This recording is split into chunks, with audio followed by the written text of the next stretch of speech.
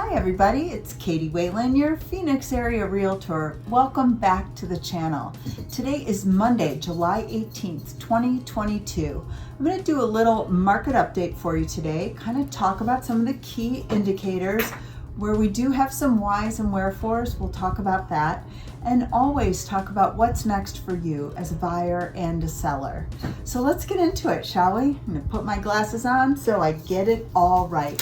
As always, the data that I speak about is from ARMLS, the Arizona Regional Multiple Listing Service, the Wall Street Journal, and of course from the very, very smart people at the Cromford Report.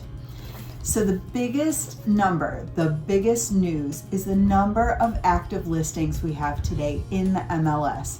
Before I tell you the number, I'm going to tell you it is the highest number of homes available for sale in more than 2 years. There are currently 19,546 homes listed in active status. That is an incredible number.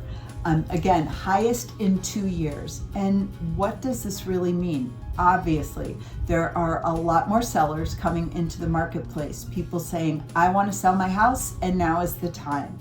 There's a lot more inventory as a result of that, which means as a buyer, you have a lot more choices. And it also means that when you do find a house that you like, we're open to more probably negotiation than we've had in the last probably 12 to 18 months because of the frenzy in the Phoenix market. So all of this is really good news, even though if you are a seller, it might be daunting, but we're going to talk about that in a little bit. One thing I want to also bring to your attention is all of this inventory is bringing back into the market some buyers who were exhausted from the last several months. You know, if you think about it, and it was different by price point, but it wasn't unusual to be one of 6 or 10 offers on a home. Also, for the last several quarters, you've had to make a decision if you wanted to make an offer almost instantly. I know I myself have in the last few years actually written offers sitting in the driveway of the home when my buyers decided that's the one they wanted. And some of them we got and some we didn't. But this is bringing some people who've been just exhausted from the challenges back into the market. And I think that that is going to end up being a really good thing because those are very sincere buyers and they are very, very committed and prepared when they come to market. But more is coming about that. So the fact that more people are out there looking because there is more inventory says that there will be more business. But right now there's kind of a conflicting statistic. We always talk about how many pending sales there are in the market.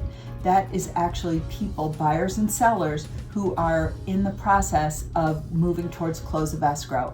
An offer has been made and accepted. So right now, despite the high level of homes available to buy, there has been a decrease in the number of pending listings.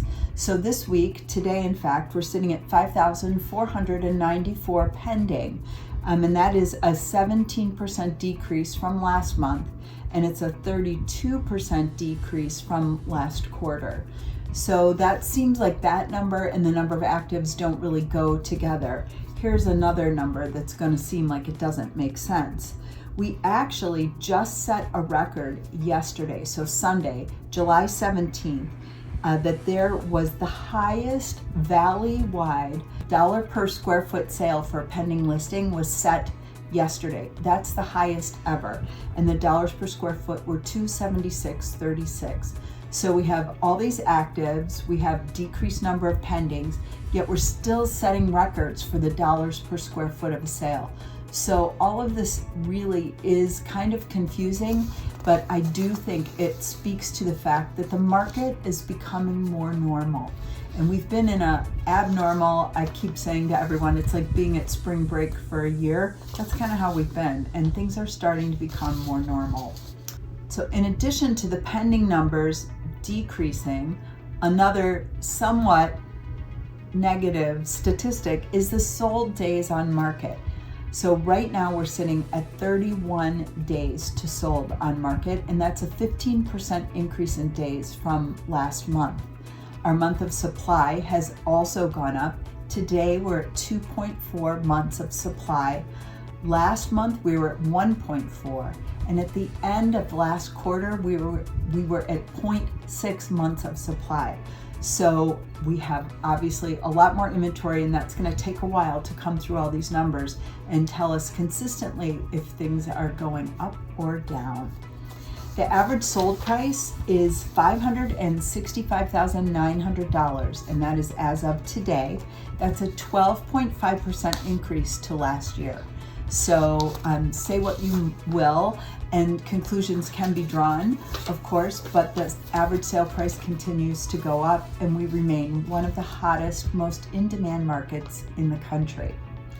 So has the market slowed down in Phoenix? The answer is it's yes. But are overall prices still higher than last year? The answer is yes. Is it still a good time to be a buyer or a seller? And I want you to hear me say this, and I really mean it. The answer is yes. And the reason is because housing is about 28 to 30% of the average household's monthly budget.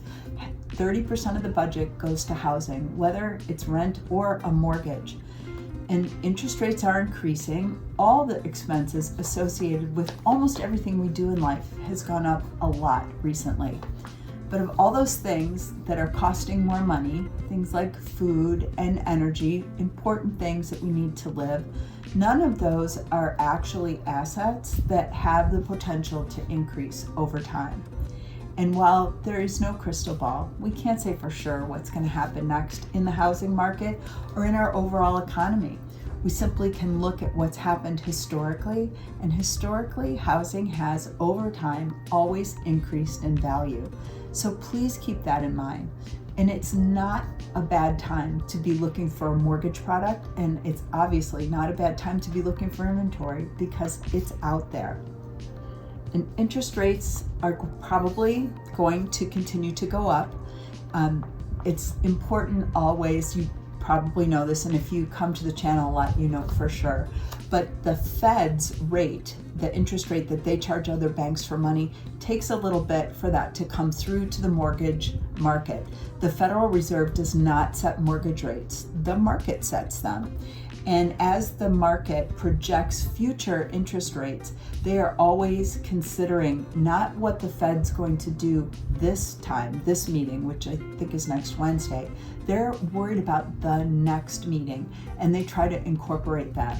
So that part of what impacts your purchase price is out of our control to a certain degree. However, working early and often with great lenders who have a variety of mortgage products can help insulate you and prepare you for whatever might happen next.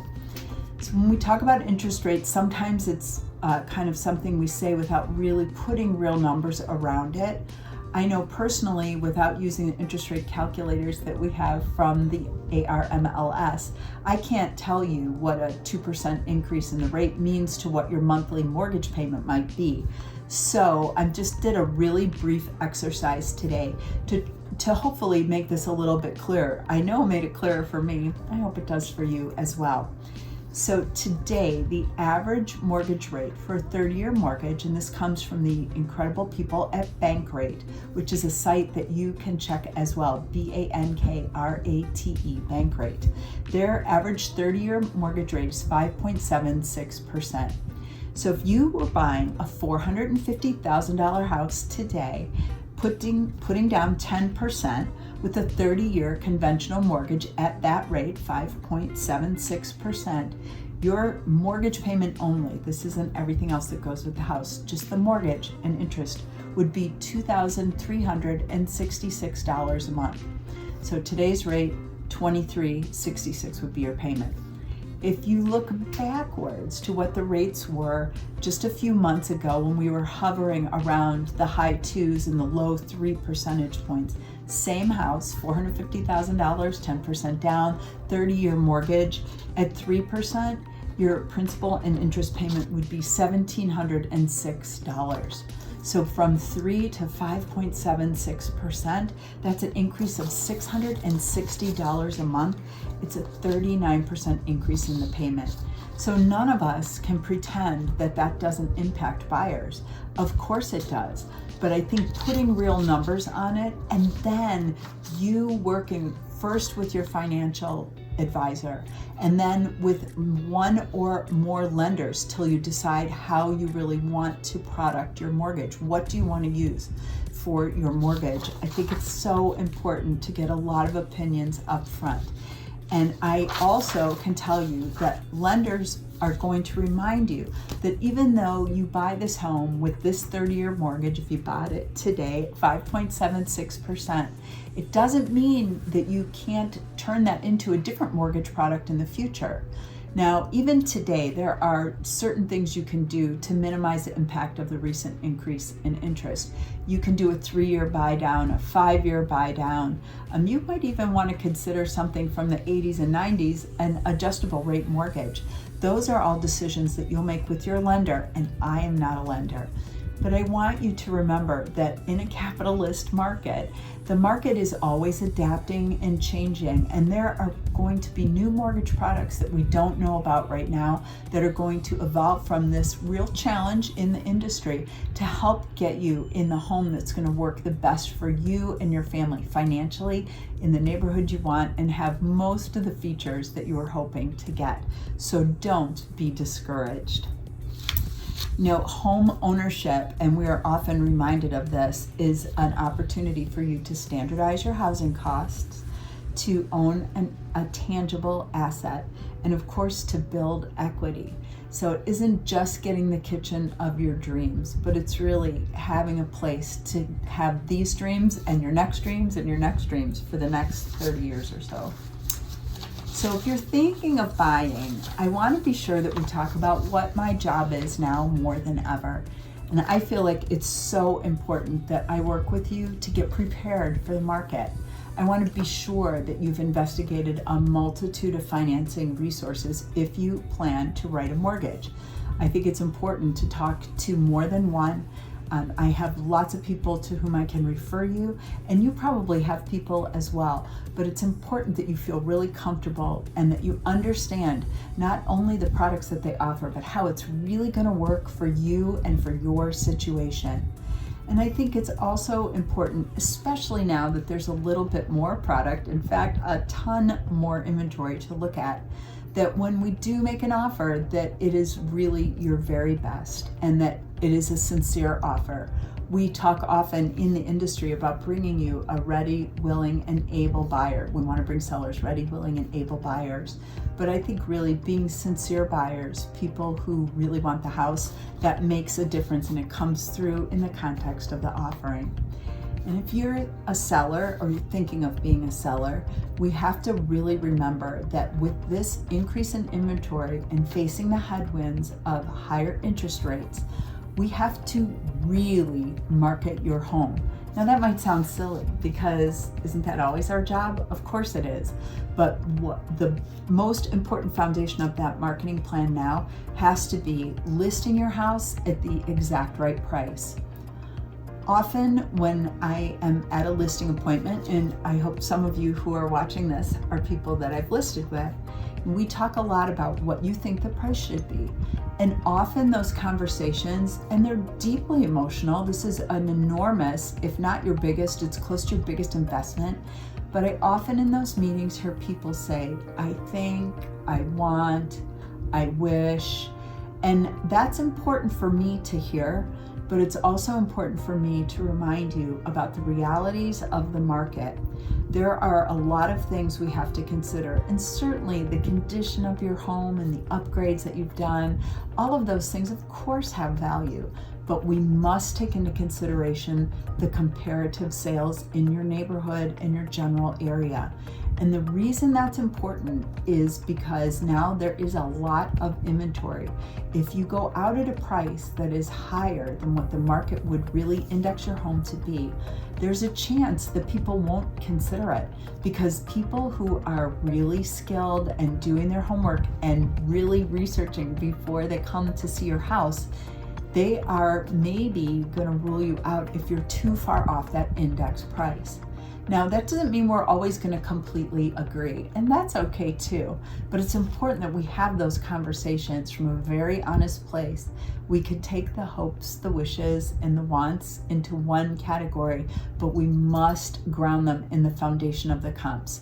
And the biggest single reason for that, beyond even getting someone to come and look at your house, is we have to consider that if it's going to be financed, it needs to appraise. So we got to think about that. And 3 months ago, 6 months ago, when there was more inventory, they would waive the appraisal, and we can't do that anymore. So things to think about. Now, as always, your situation is unique to you, and that's going to be our focus when I meet with you, is about what works for you. So don't be discouraged by these numbers.